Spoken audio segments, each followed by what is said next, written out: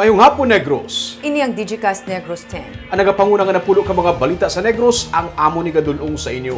Update niyo kami via Facebook, YouTube, kag sa among website www.digicastnegros.com. Kag sara makoy malantaw sa Kaykat Channel 11 sa Kabangkalan City, Himamaylan City, kag Banwasang Ilog. Kag yari na ang top 10 nga mga balita sa Negros subong nga adlaw. Albi Benitez formal na nga nag-anunsyo nga magpapili bilang mayor sa Bacolod. Fully vaccinated individuals pangayuan na sa negative RT-PCR test result magsunod sa Bacolod. Dugang pagid nga mga bakuna naginabot kay nasang aga. 25 anyos patay matapos mabunggong yang SUV sa Masitira kag sa Baral.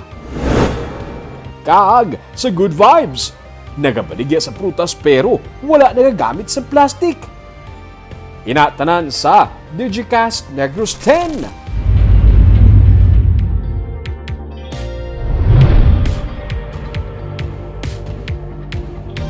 Sa number 10, habagat nga ginpabaskog sang bagyo nga yara sa sulod sang Philippine Area of Responsibility ang nagadala sang ulan sa probinsya.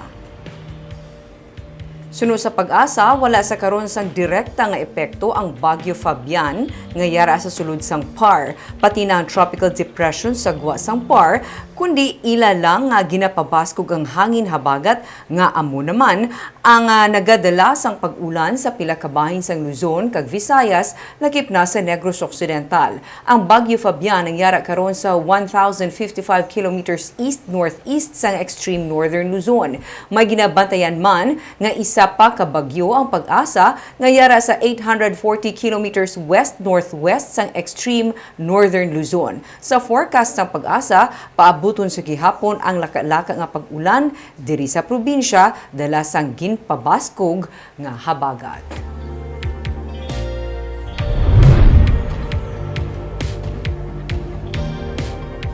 Sa number 9, ginlubong na sang kahapon na mag-utod nga Attorney Simplicio Palangka kag Dr. Ernesto Palangka. Ilang mga kahinablusan kag kaapuhan, gindumdum ang ilang mga kontribusyon sa pag-uswag sa Bacolod kag Negros Occidental.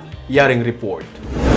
Sang Sabado, ginhayaan na isang isa lang kaadlaw sa kilid sang Our Lady of Victory Church sa Victoria City ang abunan ni Attorney Simplicio Palangka kag Dr. Ernesto Palangka. Si Attorney Palangka o kung mas kilala nga Uncle Sam ang nagsugod sa reclamation works sa Pilipinas ng 1960s. Kag si Dr. Palangka naman ang kabahin sang team nga nagpatigayon sa pinakauna nga kidney transplant sa Pilipinas. Si Uncle Sam napatay sa edad nga 98 kag 86 naman si Dr. Palangka. Kalabanan sa ila nga mag-ulutod nagtaliwan nga mga 80 tahon o kung 90 tahon. Suno sa ila hinablos nga si Reynaldo Bantog, posible ini bangod sang genes nila kag ang simple nga panggawi. It's in the genes. They are really long, they have a long life. Simple living lang siguro, you know. They don't indulge too much on rich food and disciplined life. But and you see both of them. Si 3rd District Representative Albi Benitez ang pinakasubang sa mga apo. Suno sa iya, dalayawon ang duha. Si Dr. Palangka nagpatukod na sa Drug Rehabilitation Center sa Victorias, pila na kadekada ang nagligad.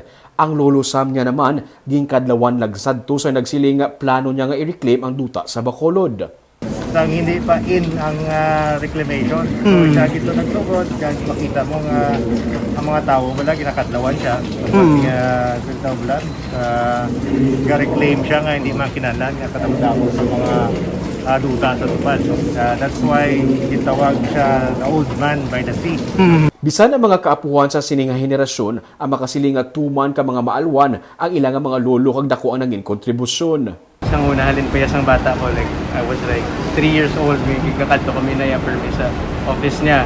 And the first siguro nga sulod sa ulo ko is that he's very generous. That's good. So kada-kadto na namon, usually mamalan siya, pumahaw ka mo to, nakadto mo sa ano. Madamo sa nangin scholars si Uncle Sam. Gani panawagan ni Mayor Frederick Palangka sa iyang mga nangin scholars nga kun mahimo mag-donate sa Domus Day, ang lugar nga ginaistaran sa mga retired nga mga kaparian kag may mga masakit. Isa man ini sa mga proyekto sa ilang Uncle Sam. Kung niara ka mo ipamulig sa ila, you feel that they have helped your life and has changed your life for the better, we will ask that you help and donate to Domos Day ang na-decidean sa pamilya. Okay. Ang bread port ang ginsugura ni Uncle Sam nga sa karon 250 hectares ang kalaparon. Dili na sa karon nagatindog ang SM City Mall kag pila ka mga commercial establishments. Ang Pope John Paul II Tower ang iya man naging patukod bilang pagdumdum sa pagkadto diri sadto sang Santo Papa.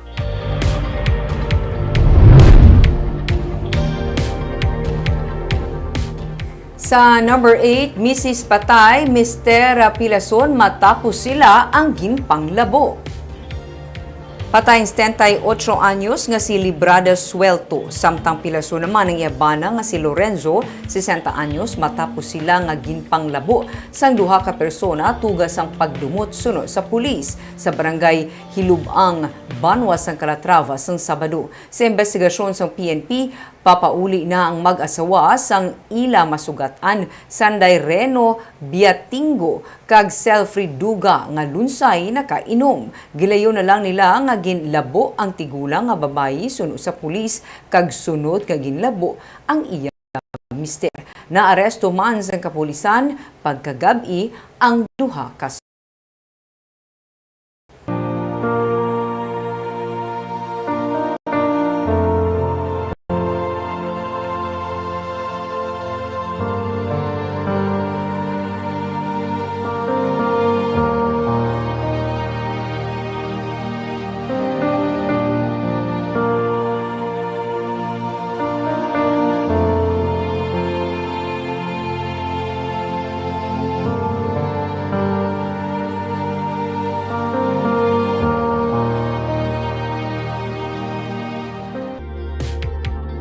Sa number 7,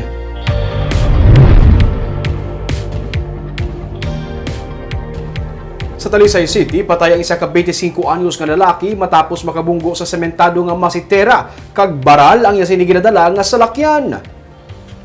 Patay ang 25 anyos nga si Kyle Regalado matapos maaksidente nga sini nga ginadala nga Toyota Fortuner alauna kahapon sang kaagahon sa highway sa syudad sang Talisay. Sunod kay Police Staff Sergeant J. De La Cruz, traffic investigator, gikan sa Silay City ang biktima kag nagpadulong na sa bahin sang matab-ang bridge sa highway sa Talisay. Sang iya nga una nga nabungguan ang semento nga masitera sa nagatabuay nga dalan kag nagrekta ini sa baral. Matapos ang pagbunggo, duha ka beses pa nga nagbaliskad ang salakyan suno sa pulis. Natrapa sa sulod sa salakyan si Regalado kag siya ang nakuha pa sa mga rescuers matapos ang 30 ka minutos. Gintala pa sa ospital ang biktima pero wala na ini makaluwas.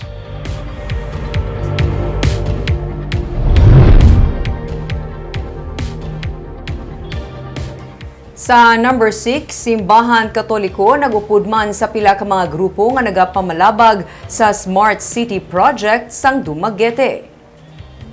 Isa man karon ang Simbahan Katoliko sa nagapanawagan sa syudad sa Dumaguete nga hindi pagdayunon ng plano karon nga 174 hectare reclamation project sa syudad o kunang pag-construct sa Smart City sa ila coastline. Sa open letters ng diocese, ang proyekto ang mahimo maghalid sa nabilin nga marine ecosystem sang syudad. Kinahanglan sunod sa simbahan nga i-consider sa syudad ang scientific ag environmental implications sang nasambit nga proyekto.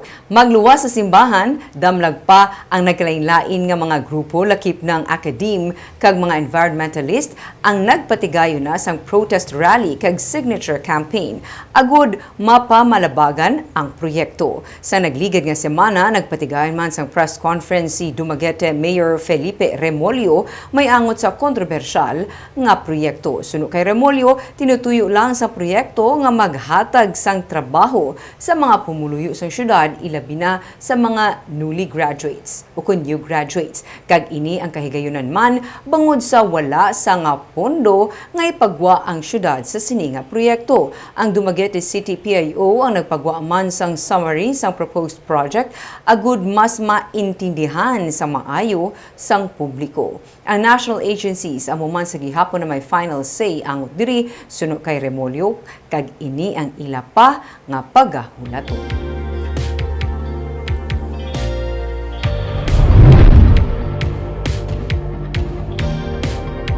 Sa number 5, mga fast craft nga nagabiyahe Bacolod Iloilo ang nagnubo sa katunga humalin sa nagligad nga semana. Inisunod sa kay Frank Carbon sa Wisam Express nga nagsiling man nga may tuman nga pagdubo sa kadamuon sang pasahero matapos nga ang syudad kag probinsya sang Iloilo hagit pa idalom sa enhanced community quarantine. Sa tuan ay sunod sa kay Carbon ang mga fast craft sang tatlo ka mga shipping lines ang may tagduha ka mga trip sa isa ka adlaw. Sa karon, tatlo na lamang ang kabilugan nga mga trip. Isa ang iya sa Wisam Express kag duha ang sa Ocean Jet sa kada adlaw. Nagapanawagan man si Carbon sa pumuluyo nga istrikto nga sundo ng health protocols para malikawan ang paglaptas ng COVID-19 kag malikawan ang pag-elevate sa quarantine status sa ilang mga lugar.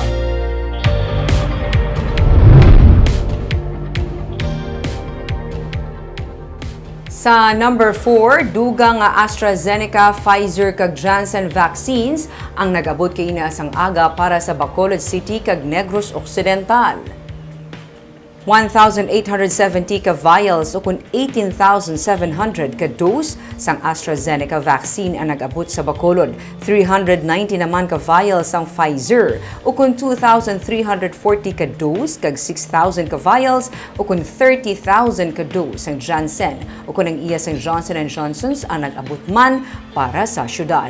Sa Negros Occidental, 290 ka vials sang AstraZeneca o kun 2,900 ka dose kag 14,000 ka vials sang Janssen o kung 70,000 ka dose ang nag-abot. Ang mga nag-abot nga AstraZeneca ang kabahin na sang gin-order sang syudad kag probinsya. Sunod kay Negros Occidental Governor Eugenio Jose Lacson, gilayon nga iga-roll out ang bakuna bilang kabahin sa pagpangaping sa mga pumuluyo, ilabi na nga may Delta variant na sa rehiyon. Sunod sa gobernador, kung jutay lamang ang nag-abot sa gin-order nga AstraZeneca, mahimo nga may problema sa country of origin o kung ginhalinan sini kag gin-prioritize ang ilang lugar. 100,000 ka dose sang AstraZeneca vaccines ang gin-order sang Negros Occidental. Sunod kay Provincial Administrator Ray Frando Diaz, ang Janssen vaccine ang hindi kasubong sa Pfizer vaccine nga nagakinahanglan sang ultra-low temperature nga storage. Gani ini ang sarang nga mapangdulong sa mga LGU.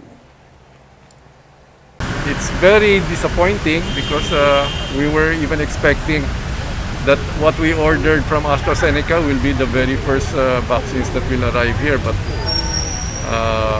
so many vaccines have come already, and we're just about to receive our first batch of AstraZeneca that we ordered.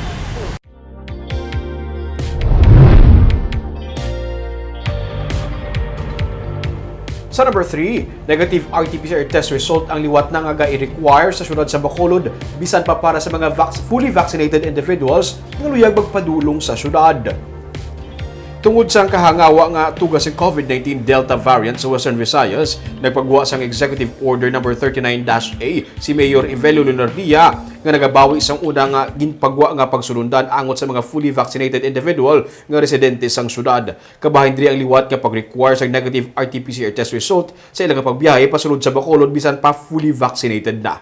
Bisan ang mga taga-Panay, ginakinahanglan na nga magpakita sang negative RT-PCR test result. Wala naman ginatugtan ang leisure travel sa mga pasahero gikan sa Western Visayas.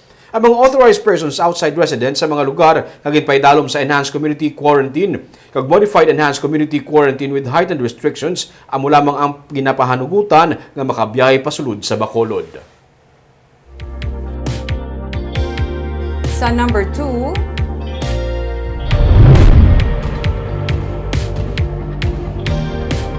luyag anay paturon sa probinsya sa Negros Occidental ang sitwasyon sa Antique. Karon nga ginkumpirma sa Department of Health ang Delta variant ng COVID-19 sa amo nga probinsya. Sunod kay sa gobernador, ang mga tika nga ipatuman sa Negros Occidental magadepende sa sitwasyon dito kag isa sa mahimo nga tika nga ipatuman para mapangapinan ang probinsya amo ang liwat nga pag-require sa mga nagapasulod sa Negros Occidental sa negative RT-PCR test result nga nagalakip bisan pa sa mga nagagikan sa isla sang Panay. Sa karon hindi pa makasiling ang gobernador angot sa katumanan sini bangod depende sa makit-an nga sitwasyon. Sang Mayo pa ang duha ka kaso sang Delta variant kag sinilamang nagwa ang report. Kung ang kasubong nga sitwasyon sa India o kung Indonesia ang mag-igo sa probinsya, sunod kay Governor Eugenio Jose Lacson, wala sang anuman nga pagpanghanda ang sarang para diri. Nga sunod sa gobernador, ipatuman ang tanan nga preventive measure, lakip na diri ang maid-id nga pagsunod sa health protocols. Samtang magapabilin sa status quo ang Negros Occidental bahin sa indi pagtugot sa mga kabataan nga magwa apesar nga mayara sa National IATF resolution nga nagatugot sa mga 5 ka tuig pasaka nga pwede na makagwa basta lamang may adult supervision. So we're just wondering bakit karon lang siya nagagawa. Okay. If the situation calls for it, we might require again an RT-PCR negative test before entry to Negros Occidental, even coming from Panay. No? But again, we will be observing closely if this variant is really present right now in Region 6.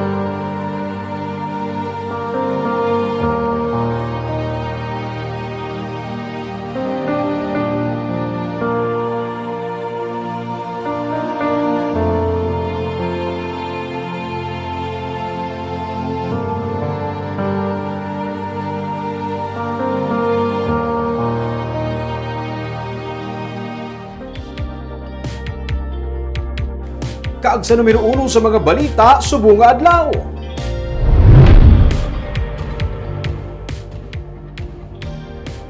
Anay Congressman Albi Benitez, formal na nga nag-anunsyo nga magpapili siya bilang mayor sa Bacolod para sa May 2022 elections. Ini matapos magdampong sa hearing sa COMELEC, may akot sa pag-question sa iyang pagsaylo sa iyang voters registration sa Bacolod. May-report si Nico Delfin. Pasado las 8 sang aga, nagbiya na siya kontrobersyal nga puloy-an sa Mountain View Subdivision sa Barangay Mandalagan sa Bacolod City si anay 3rd District Congressman Albi Benitez. Nagrikta siya sa COMELEC Bacolod para sa clarificatory hearing sang Election Registration Board para sa ginfile nga opposition siya transfer of voters registration. Nagtipon sa Bacolod Public Plaza ang iya supporters, bit-bit ang mga banner.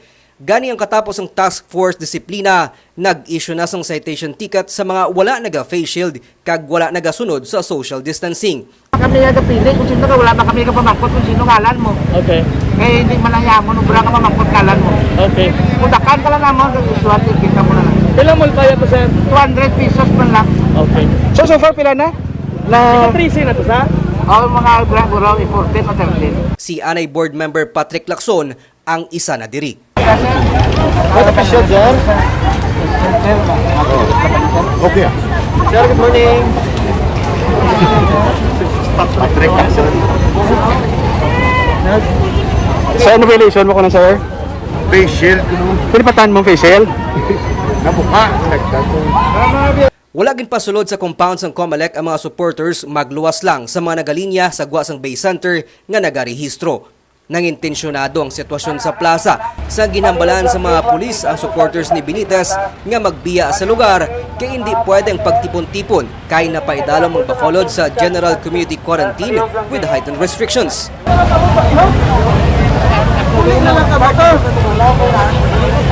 Kadamo kasi kadamo dire. Mamuli kami! Mamuli kami! Mamuli!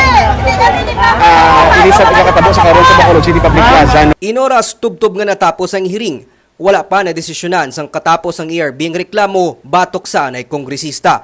Pero ang sigurado, desidido na si Benitez nga magpapili bilang mayor sang Bacolod sa May 2022 elections.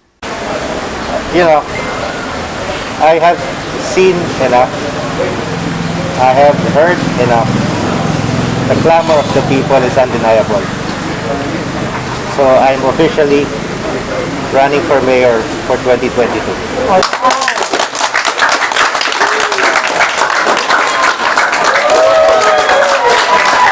Gintuad man sang kongresista nga iya nasugilanon angot diri si incumbent Mayor Evelio Leonardia nga among ginapaabot mangin kaengkwentro niya sa ginakabig battle royale sa mayoralty elections. But more than once, no, nagkitanay kami, and as I've said, Mayor Bing, no, this is not personal.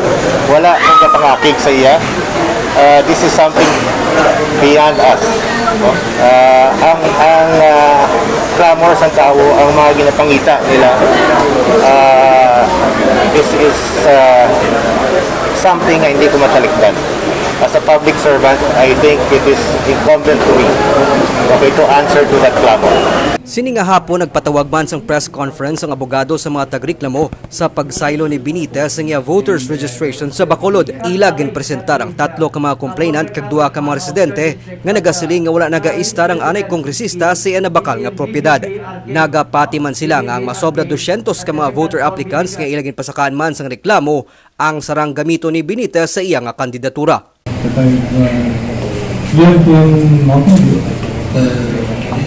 For quite a while, and I have never met or seen Mr. Benitez. My house is just in front of the rented compound. Basically, that's the content to the. So, in my personal opinion, I believe that the increasing number of flying voters coming in from outside the city of Bacolod are in fact because of that declaration. Sa karon, ginatunan pa ni Benitez kung sinong iya mga mangin kaupod nga magakandidato sa 2022 local elections sa Bacolod. Nico Delfin para sa Digicast Negros. Sa Good Vibes, isa ka manugprutas sa Barangay Banago sa Bacolod ang wala na nagagamit sang plastic. Ato na siya kilalahon sa report ni Romeo Subaldo. Si Nanay Luning o Konsilyo Nisa Tapion sa Barangay Banago sa Bacolod, mga isa na kadekada nga nagabaligya sa prutas sa ilang ugsaran. Saksi siya sa pinanaka mga pagbaha sa ilang lugar bangod, malapit lang sila sa baybay nagapuyo. Sulo sa kay Nanay Luning, sang sini nga pandemic, mas nagbakal na ginang iya prutas nga ginabaligya. Halos tanan maruyag magkaon sa prutas. Tod, kasi ang pandemic, mas nagdamo ang customer. Oo, nagdamo ang customer ko. Kaya ang prutas ko na agad, sir, ang kapayas ko na, maubos ko na yung 3 kabilog, nakihad ko, tagpulok-pulok man, sir, mo. Oo. Ang kapayas, ay kinilo na sa bakal ko. Sa 25 ang kilo, ginakihad ko, ang isa kabilog na, sir, 2 kilo, inang makihad ko na 8 kakihad. Imbis nga plastic, yahu ang ginabutangan niya. Ginapahulam niya lang ini kag ginabalik man dayon. Pwede man sa mga dahon sang saging pareho sini. Inimangod ginbato niya man ang hangkat sang wala usik economy nga nagakampanya sa pag-untat na sa paggamit sa single-use plastic.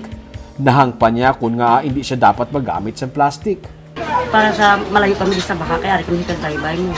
Kung ang plastic na ini yan, dali na nga magtipon sa baybay ang plastic, madali kami di mabahaan. Kamugya po ng apektado? Kami apektado, gyapon. Bilang kabaylo sa iya nga pagbaton sang hangkat, gintagaan siya sang wala usik sang wash area para sa iya nga mga prutas kag gi-makeover pa ang iya nga tiyanggi. Kung kililo-kilo nga mga prutas ang iya ginabaligya, may net man siya nga ginapahulam sa iya nga mga customer. Dahon ka saging? Dahon saging. Dira mo na ginabutang? Dira na lang ginabutang. Kung masilita plastic, hindi ko plastic, dahon lang. Dira na ginabutang? Nabakon na sila, dahon. May nasila mag-plastic. Plastic na din akong di sa unang mo. Kung sa tuan na yara sa pouch ang inabaligya niya nga mga mantika, patis, kaglanggaw, karon may mga lipid naman siya nga ginapahulam. Magluwas kay Nanay Luning, may napulo pa kay iba niya mga magagmay nga mga negosyante nga nagbaton sa hangkat sang wala usik economy para mapangapinan ang nagapabilin pa nga dunang manggad. Barb, aside from ga-plastic, ga-practice sila nga wala nagagamit plastic, ga-practice po sila honesty, kaya dapat ibalik mo ang platito, magigula mo sa tiyanggi, nga gimbaklan mo.